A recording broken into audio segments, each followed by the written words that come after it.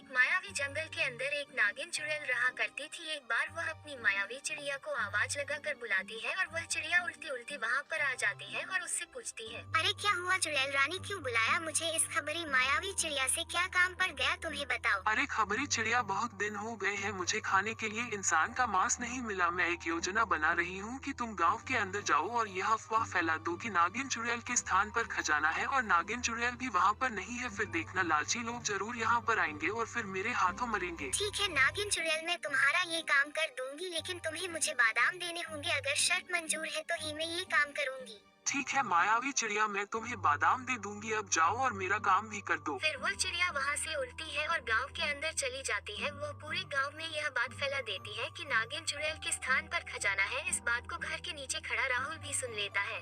अरे मायावी चिड़िया कह रही है कि नागिन चुड़ैल अपने स्थान से भाग चुकी है और वहाँ पर खजाना भी है। चलो अभी मैं अपने भाई के साथ वहाँ पर जाता हूँ और चोरी करके लाता हूँ वो खजाना। ऐसा बोलकर वह अपने भाई को अपने साथ जंगल की ओर ले जाने लगता है, लेकिन उन्हें रास्ते में ही रात हो जाती है और रात में वह उस स्थान पर पहुंच जाते हैं। वह खजाने के पास गए थे कि तभी अचानक वहां नागिन चुड़ैल प्रकट हो जाती है और विशाल नागिन चुड़ैल को देखकर वह दोनों डर जाते हैं। अरे भाई, तू तो कह रहा था कि नागिन चुड़ैल तो चली गई है, वहाँ पर सिर्फ खजाना है, लेकिन यहाँ पर तो नागिन चुड़ैल भी है। लगता है मायावी चिड़िया ने हमें फंसा लिया है। तुमने बिल्कुल सही समझा, ये जाल मेरा बिछाया हुआ था और अब तुम दोनों मेरे हाथों मरने वाले हो। अरे भाई, अब तो यहाँ से भागो वरना ये चुड़ैल हम दोनों को मार देगी। जल्दी भागो। फिर वह चुड़ैल उन दोनों के पीछे भागती है और वह जंगल के अंदर काफी देर तक भागते रहते हैं, लेकिन थोड़ी ही देर बाद वह नदी के पास आ जाते हैं और वहाँ पर एक बड़ा पेड़ था जिसके आगे वह लोग नहीं जा सकते थे। और तभी वह पीछे मुड़कर देखते हैं तो नागिन चुड़ैल भी वहीं पर होती है। अरे भाई, इतनी देर तो हमने भागम भाग मचा ली, लेकिन अब हमें कौन बचाएगा? इधर तो पेड़ है और उधर चुड़ैल। अब तो मैं भागम भाग मचाने की कोई जरूरत नहीं पड़ेगी क्योंकि मैं तुम्हें मारने वाली हूँ। अब बचकर कहाँ जाओगे? फिर चुड़ैल उन दोनों को मारने के लिए आगे बढ़ती है, लेकिन तभी वहाँ पर एक सुंदर जलपरी प्रकट होती है। अरे पागल जलपरी, तुझे पता नहीं कि ये दोनों मेरे शिकार है? अब जल्दी हटो और मुझे इन्हें खाने दो वरना मैं तुम्हें भी खा जाऊंगी।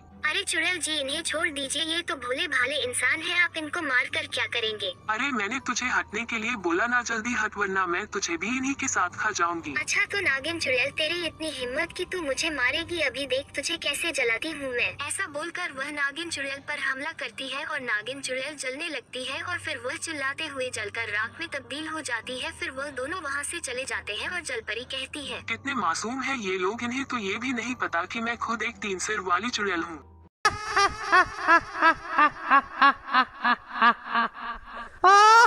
राजपुर गांव में सभी लोग अपनी जिंदगी हंसते खेलते बिता रहे थे, लेकिन वही रात के समय एक तांत्रिक एक शैतानी बिल्ली को जगाने के लिए तपस्या कर रहा था ताकि वह बिल्ला आए और उस गांव को नष्ट कर दे। वह काफी टाइम तक तपस्या करता है और वह बिल्ला वहां पर आ जाता है। हुक्म है मेरे आका, आपके लिए तो मैं इस ब्रह्मांड को मिटा सकता हूँ। बताइए मुझे क्यों बुलाया है? मेरे शैतानी बिल्ले, मेरा एक काम कर, मेरे गांव के अंदर जा और वहां के लोगों को मार और तबाही मचा दे। उन लोगों ने मुझे धक्के मार कर अपने घर से निकाल दिया, उनमें से एक भी नहीं बचना चाहिए। ठीक है मेरे आका, आपने कहा तो मैं उस पूरे गांव को नष्ट कर दूंगा। अभी जाता हूँ और वहाँ के लोगों को मारता हूँ। फिर वह शैतानी बिल्ला तालाब के किनारे से सीधा गांव की ओर निकल जाता है। उसे गांव में एक बुढ़िया मिलती है, वह उसे वहीं पर मार देता है और वह गांव के अंदर थोड़ी दूर जाने के बाद एक घर के बाहर एक जवान आदमी दिखता है। वह शैतानी बिल्ला उसके पास पहुँचता है। अरे बाप रे, तुम कौन हो और यहाँ पर क्या कर रहे हो? मैं तुम्हारी मौत हूँ और तुम्हें मारने के लिए आया हूँ। मैं हूँ शैतानी बिल्ला, जिसके वार से आज तक कोई नहीं बचा। अरे शैतानी बिल्ले जी, मुझे छोड़ दीजिए, मैंने आपका क्या बिगाड़ा है? अरे नहीं नहीं, मैं तुम्हें नहीं छोड़ सकता वरना मेरा आका मुझे नहीं छोड़ेगा।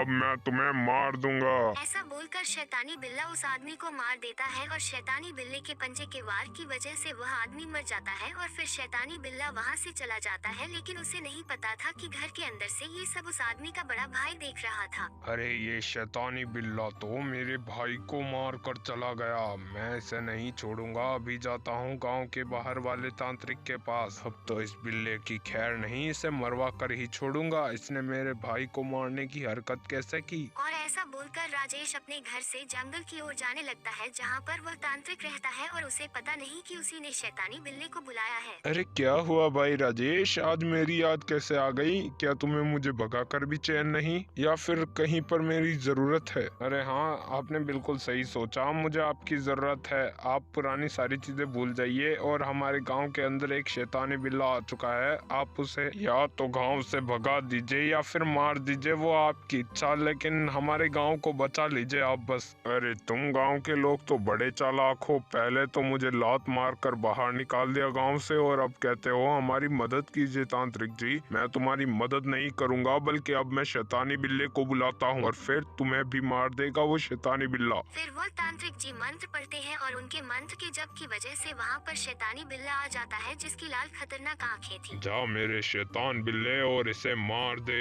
इसका भी हाथ था मुझे गांव से बाहर फिकवाने में, अब इसे मैं नहीं छोड़ूंगा। फिर वो शैतानी बिल्ला जाता है और राजेश को जोरदार पंजा मारता है जिसकी वजह से वहीं पर राजेश की मौत हो जाती है।